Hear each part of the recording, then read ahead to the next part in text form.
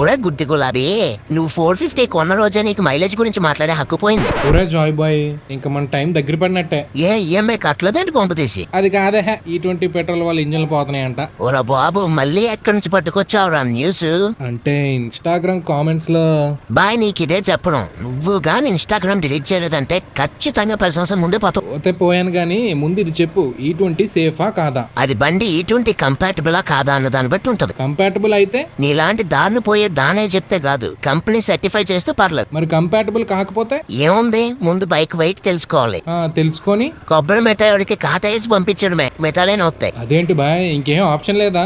ఉంది, గుడి మెట్ల దగ్గర గుండుసులు అమ్ముకోవడమే. ఆగరా బాబు, ముందు మైలేజ్ సంగతి చెప్పు. ఇథనాల్ లో పెట్రోల్ కన్నా ఎనర్జీ తక్కువ, సో ఖచ్చితంగా మైలేజ్ తగ్గిపోద్ది. నాకు వచ్చేదే 25, అది కూడా దొబ్బుద్దా? ఒరే గుడ్డి గులాబీ, నువ్వు 450 కొన్న రోజే నీకు మైలేజ్ గురించి మాట్లాడే హక్కు పోయింది. అంటే నా జీవితం మొత్తం నీ పెట్రోల్ ట్యాంక్ కింద నలిగిపోవడమేనా? నలుగుతావో నేల నాకుతావో నాకెందుకు, కమెంట్స్ వస్తే చూసుకో. ఓ, నా మీద కొదిలేవా వాళ్ళని?